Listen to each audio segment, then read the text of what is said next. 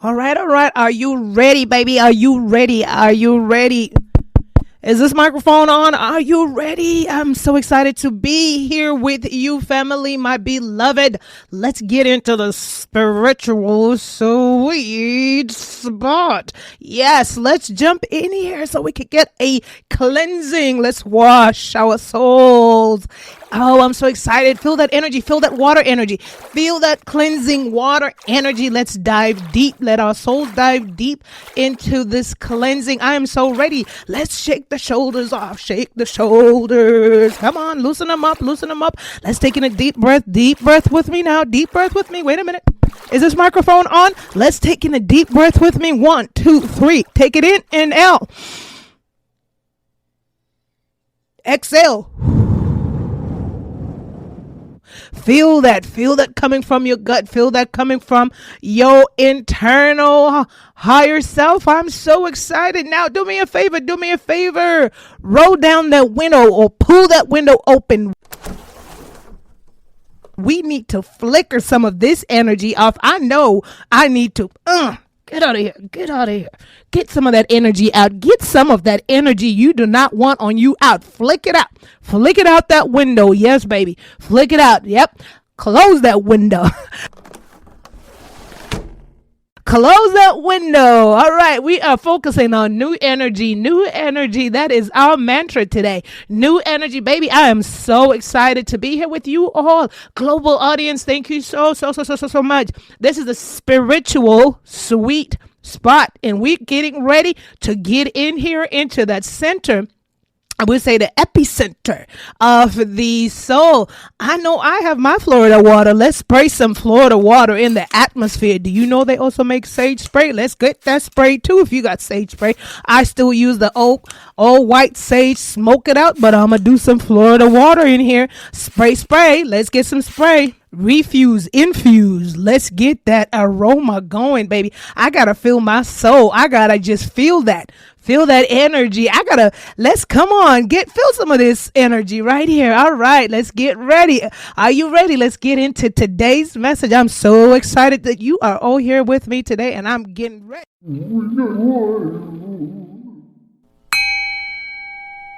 Yo.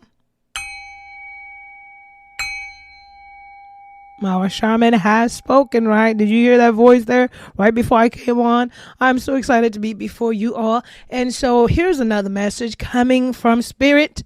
And see if this message resonates with you. All these messages are timeless. So sometimes they may resonate with an individual today, tomorrow, 3 months from now, perhaps a year or 2 years from now. I'm so excited to be before you all. And thank you so much for your support. Thank you for continually downloading the podcast. I am utterly humbled. All right, so Spirit is saying, go on over there and talk to them people. Go on. And I said, but Spirit. And Spirit was like, but. I was like, okay, Spirit. Good goobly goo goo. And I was supposed to come a couple of days ago. And I was like, Spirit knows. I'm like, Spirit, listen. Okay. Let me just chill. Spirit is like, nope. I'm not coming out of this head. I'm not coming out of this heart. You're going to go sit down there and talk to the people. And I said, okay, Spirit. Okay, whatever you want. And so don't be afraid to start over. Do not be afraid to start over. This might be a message for someone, but I have felt this message on more than one occasion in my life, honey. Do not be afraid to start over. Do not. All right. So, I feel like so oftentimes, right? Well, I'm going to only speak from my experiences because it's my experiences alone that I do understand. And so I've always felt like for the longest time, as a human, because what else could I be? As a human, I've accumulated stuff over the years, held on to stuff over the years, whether it was materialistic relationships, things that no longer served me. And remember, it goes, this is harkening back to that one podcast where letting go of things that no longer serve you. Go listen to that one. And then we listen to letting go of things that no longer serve you. And then you top it off with this one. This is the cherry on that ice cream. Did somebody say ice cream? All right. I'm twitching over here now. But so do not be afraid to start over. And so let us, queen of disclaimers in the house, let us do our little disclaimer. Next, the next topic or the next message here or the information to come up here, warning, warning, warning. We might have triggers, trigger alert warning, and I guess 18 and over, elements of perhaps domestic violence being brought up. And so if it's something you're not wanting to listen to, tune out right now. Alert, alert, alert. All right. So let's get to the point here. So do not be afraid to start over. Do not be afraid to start over. Do not be afraid to start over. So one of the parts that I remember in my younger days, back in the heyday, I remember being in a relationship. Of course, at that time, I was young, naive. I wasn't, it started off really good, like some relationships start. And so by the time that this individual became emotionally and physically abusive, I had already fallen for this person. And I remember at that time, what happened was I had slowly moved my most valuable possessions to his place. So, I had a jewelry box over there. I had, all my things that I typically needed, laptop and so forth, things that mattered to me, things that I had purchased at the tender age of 19. Boy, I tell you. And so, as the relationship progressed, of course the violence increased, or the abuse, especially emotional abuse, and some physical abuse continued. And then I mustered the courage and I said, I'm out of here. I cannot take this any longer. And I remember that day, because even in that moment when I was driving to that town, I made a purposeful stop at the sheriff's department. And I remember ringing the intercom, and the person answered, and I said to them, it was at nighttime, and I said, I need a sheriff to escort me to go and get my items from at that time it was my boyfriend, at my boyfriend's house. I mean, soon to be ex-boyfriend by then, that day, you know what I'm saying? And so they were like, we don't have any units right now. And I said, okay. Something in my heart say, don't go, but listen, she's hard-headed though, even at 19. And so there I go. Drive myself over there. It was one of those gated communities where you needed a car to get in and get out. So when I approached the gated community, the gate opened, the car was going in, and I went right in behind them. And when I went in right behind them, I parked my car close to this person's place, and I went, knocked on the door. Now we had already been kind of like, what do you want to call it? Maybe like, going back and forth over the phone. I was back home and I didn't really want to see them, but I'd gone over there to go get these little items that I had accumulated at the tender age of 19. And so they let me in, 5'3". They were like about 6'3". And so they let me in, but not knowing that when that door closed, I would have been fighting for my life that day. I didn't see that 100% coming, but, because I say 100% because I'm not a violent person. But sis knew where the scissors were in that house. And in my mind, I'd said, okay, if we go south, we're going to have to figure out plan B. I don't know why scissors says. I don't know, guys. It's just, you're just thinking kind of like, let me just, So I'd already mentioned that I wanted to come get my things. And they had kind of, we had been going back and forth at it. And they were kind of nice about it. Come get them. That's why I tried to go to the sheriff's, to go get a sheriff or whatever. But, they were busy. And so there were no units. I'm like, oh my gosh, like what are they at lunch? But anywho, so I go in there, the door closes. Dude stays, puts his back against the door, and he says, go get your stuff. And now, shoot, my heart's like, uh-oh. So now I never went there with my purse. My purse stayed in the trunk in the car, and I walked towards to the bedroom to go get my stuff. But my heart was like, watch your six, sis, watch your six. And so I'm going, and I'm like, something ain't right, because if I make it to that bedroom, I don't know. So I kind of like backtrack, and they're like, go get your stuff or whatever. And I'm like, nah, this person was like really mean to me a while ago, some days ago. And all of a sudden I'm talking about my stuff. You kind of say, come get it. And it's kind of a different, a shift in the way they're treating me. And this is a person who had already been threatening me. I know where your family lives and all this other stuff. And it was crazy. You're not going anywhere, blah, blah, blah, blah, all this stuff. This was back and forth on the phones and all this other stuff. I'd heard of it before in person, but so anyways, so I kind of backtrack a little bit. I'm wearing flip-flops. This is Southern California, summertime. So when I walk backwards, backpedal a little bit, I slide my flip flops off because I'm like, we're not going to make that marathon, you know. And so all of a sudden, when I then turn around to go towards the door, because I thought, you know what, I shouldn't just came here like this. And this is a message for any young girls that are out there in toxic relationship. Message alert, sidebar. It's not worth your life. It is not worth your life. No, ma'am. And so when I head out through the door, they kind of do that like defense mode, like trying to, where you going? And I say, oh, holy crap. It's about to be on and popping in here. It's like 6'3". I'm like 5'3". And then we get that, like, I'm trying to go for the door. He's trying to take me away from the door. We get the scuffling. We end up on the floor. But I remembered where the scissors was, right by the coffee table, grab the scissors. I wasn't going to nick him or nothing like that. But I thought if I, get away, something will happen. But no resisting. And continue to resist actually. And then, so I freaked out because I didn't want to like use force with the scissors, if that makes sense. But we're scuffling, but I knew that they couldn't get in his hands, and never let him go. Whatever it was, I wiggle out of it. Shirt ripped. We had whatever. Listen, wiggled out of it. Still had the keys clutched really tight. Headed for the door. By the time I headed for the door, he's getting up. I'm running to my car, jump in the car.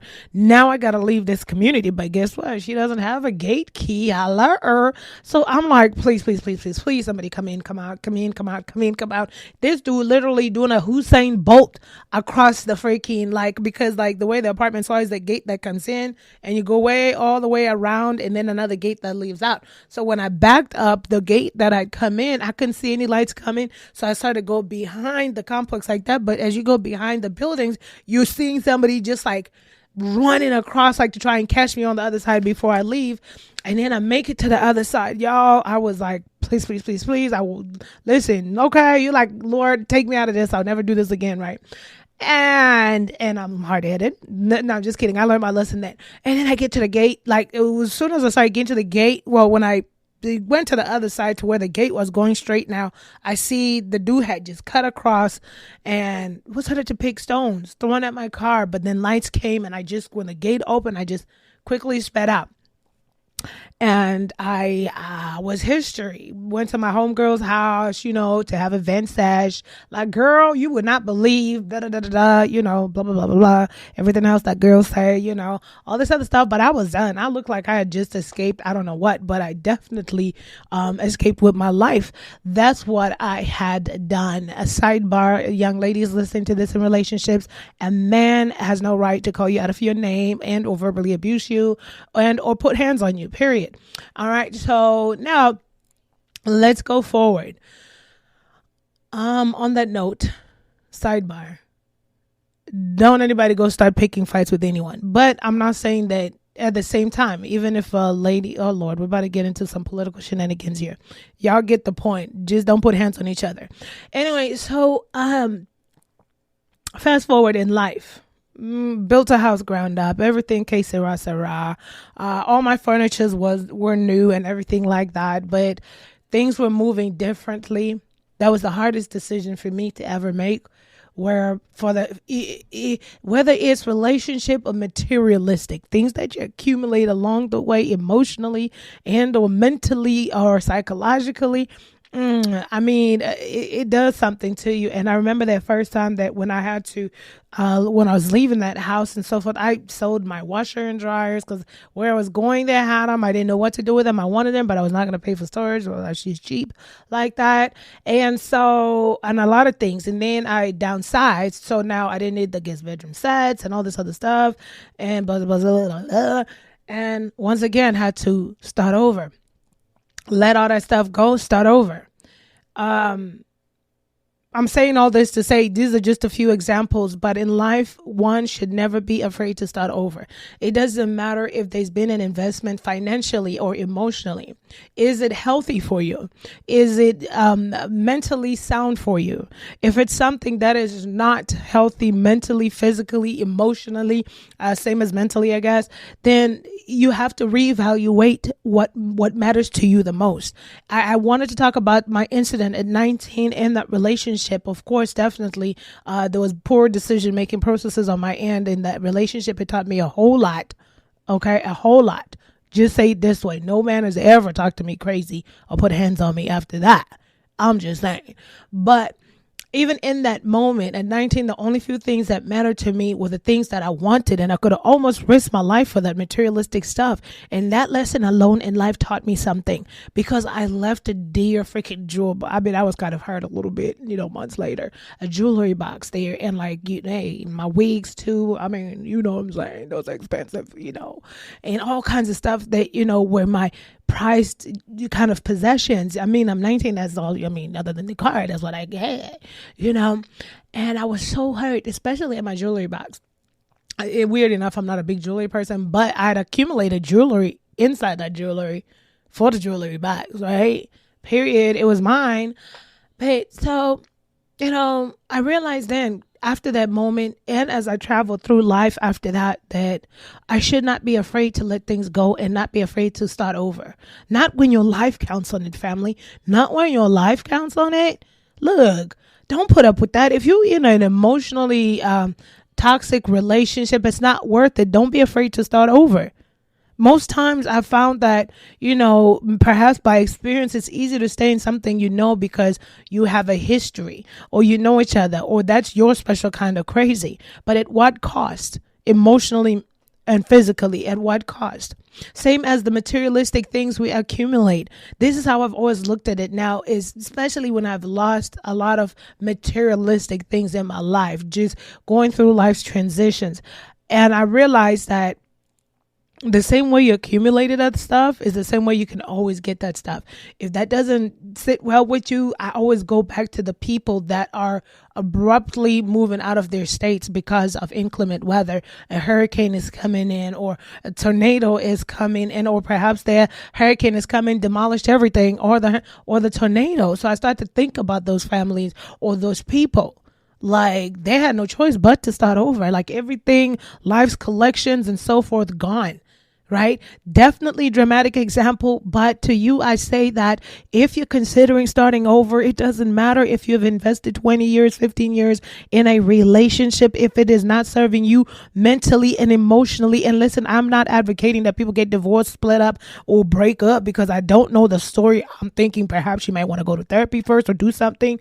I don't know, because I don't know y'all relationships. I'm just throwing this out there. Just be cognizant to the fact that sometimes, you could be with somebody for 20, 30 years, but if it's toxic, unhealthy, and your therapist says, say, child, you got to go to safety, or and so forth, or people that you admire, their advice have told you that you perhaps are in something toxic and unhealthy, then you probably have to start to look at your life and think that, not think, but, or ponder, but look at your life and contemplate starting over.